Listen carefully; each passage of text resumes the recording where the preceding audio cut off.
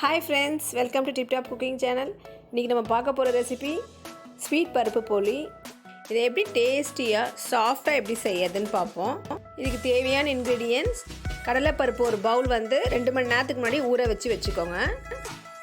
ஏலக்காய் ஒரு 3-4 எடுத்தால் போதும். வெல்லத்தை சீவி ஒரு பவுலில் எடுத்து வச்சுக்கோங்க. அடுத்தது ஒரு பவுல் மைதா எடுத்துக்கோங்க. ரீஃபைண்ட் ஆயில் ஒரு 4-5 ஸ்பூன் இருந்தால் போதும். போலி சுடுறதுக்கு நெய் சிறிதளவு எடுத்துக்கோங்க. உப்பு ஒரு சிட்டிகை, மஞ்சள் 2 சிட்டிகை எடுத்துக்கோங்க.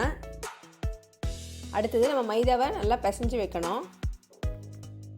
ஒரு பிளேட்டில் மைதாவை போட்டுட்டு ஒரு 2 சிட்டிகை மஞ்சள் போட்டால் போதும். ஒரு சிட்டிகை அளவு உப்பு போட்டுக்கோங்க. ரீஃபைண்ட் ஆயில் ஒரு 3-4 ஸ்பூன் ஊற்றிக்கோங்க. ஒரு பவுல் மாவுக்கு 3-4 ஸ்பூன் ரீஃபைண்ட் ஆயில் ஊற்றிட்டு கொஞ்சமாக தண்ணி ஊற்றி நல்லா பிசைஞ்சிக்கோங்க. நல்லா பிசைஞ்சு வச்சுடுங்க.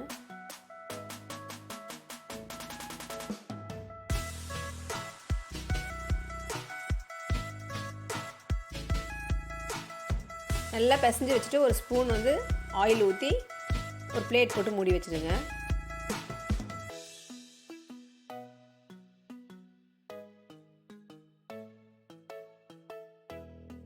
அடுத்தது நம்ம ஊற வச்சுருக்கிற கடலைப்பருப்பை நல்லா சுத்தமாக வாஷ் பண்ணிவிட்டு ஒரு குக்கரில் போட்டு நல்லா வேக வச்சுடுங்க. கொஞ்சமாக தண்ணி ஒரு 1/2 டம்ளர் அளவு தண்ணி ஊற்றினா போதும். நல்லா வெந்த பிறகு மிச்சம் இருக்கிற தண்ணியை அப்படியே வடிகட்டிட்டுங்க. வடிகட்டிட்டு வெறும் பருப்பை மட்டும் எடுத்து ஒரு கிண்ணத்தில் வச்சுடுங்க. வச்சுட்டு ஒரு மிக்சியில் போட்டு சூடு ஆறின பிறகு நல்லா அரைச்சி வச்சுடுங்க. பருப்பு எவ்வளோ அளவு அரைச்சி வச்சுருக்கோமோ அந்த அளவே நம்ம வெல்லம் எடுத்துக்கலாம். ஸ்வீட் கொஞ்சம் அதிகம் வேணால் கொஞ்சம் அதிகம் எடுத்துக்கோங்க. நல்லா கொஞ்சம் தண்ணியே ஊற்றக்கூடாது. கொஞ்சமாக தண்ணி ஊற்றி அதை நல்லா கொதிக்க வச்சுட்டு இது மாதிரி வடிகட்டி எடுத்துக்கோங்க. குப்பையெல்லாம் ஃபில்டர் பண்ணுறதுக்காக ஒரு ஃபில்டர் வச்சு நல்லா வடிகட்டி எடுத்துக்கோங்க. நம்ம வச்சுருக்க ஏலக்காவை நல்லா பொடி பண்ணி அந்த வெள்ளை தண்ணியில் போட்டுடுங்க. போட்டுட்டு நம்ம அரைச்சி வச்சுருக்க கடலைப்பருப்பை போட்டு நல்லா மிக்ஸ் பண்ணுங்கள். இந்த பூரணம் நல்லா கட்டியாக வரணும். அப்போ தான் இந்த நம்ம மாவில் வச்சு உள்ளே வச்சு செய்ய முடியும். பூரணம் நல்லா திக்காக வர வரைக்கும் நல்லா கிளறி விட்டுகிட்டே இருங்க. பொறுமையாக நல்லா வெந்து அந்த கடலைப்பருப்பு நல்லா வெந்து ஏற்கனவே வேக வச்சாச்சு. அந்த வெள்ளை தண்ணியோடு நல்லா மிக்ஸ் ஆகணும். தண்ணி கொஞ்சம் சுண்டுற வரைக்கும் நல்லா கிளறி விடுங்க. அடக்கி வச்சு செய்யுங்க.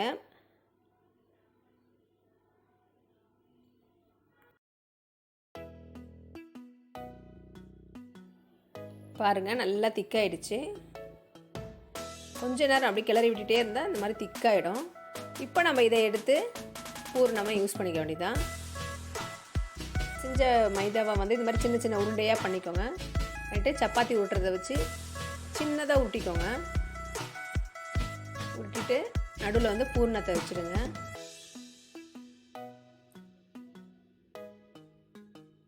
வச்சுட்டு 4 பக்கமும் அப்படியே ஃபோல்ட் பண்ணிவிடுங்க. இந்த பூரணத்தை உள்ளே மறையிற அளவுக்கு நல்லா இது பண்ணிடணும் இந்த மாவை.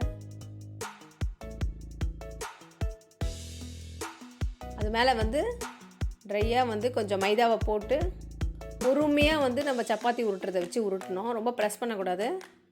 அமுக்குனா அப்புறம் எல்லா பூர்ணெல்லாம் வெளியே வந்துடும். பொறுமையாக பண்ணணும். மைதா கொஞ்சம் மேலே போட்டு பண்ணுங்கள். ஒரு தோசைக்கல் வச்சு அதை தேவையான அளவு நெய் ஊற்றிக்கோங்க. ஊற்றிட்டு ஒரு 2 ஸ்பூன் ஊற்றினா போதும். அதில் நம்ம செஞ்சு வச்சுருக்கிற போலியை அப்படியே போட்டுடுங்க. போட்டு பொறுமையாக அடக்கி வச்சு இதை வேக வைக்கணும். ரொம்ப வேக வைக்கக்கூடாது. அடுத்தது இன்னொன்று பண்ணிக்கோங்க. அதே மாதிரி எத்தனை போலி வேணுமோ அதே மெத்தடில் பண்ணிக்கோங்க. பொறுமையாக உருட்டணும். ரொம்ப ப்ரெஸ் பண்ணி உருட்டக்கூடாது. அடுத்ததும் இதே மாதிரி நெய் தடவி நல்லா சுட்டு எடுத்துருங்க. நெய் ஊற்றினா தான் ரொம்ப நல்லா சாஃப்டாக வரும். டேஸ்ட்டும் நல்லாயிருக்கும். அவ்வளோதான் ஃப்ரெண்ட்ஸ், நம்மளோட ஸ்வீட் பொலி சூப்பராக ரெடி ஆகிடுச்சு. இந்த வீடியோ உங்களுக்கு ரொம்ப பிடிச்சிருந்துச்சுன்னா லைக் பண்ணுங்கள், ஷேர் பண்ணுங்கள், மறக்காமல் சப்ஸ்கிரைப் பண்ணுங்கள் டிப்டாப் குக்கிங் சேனல்.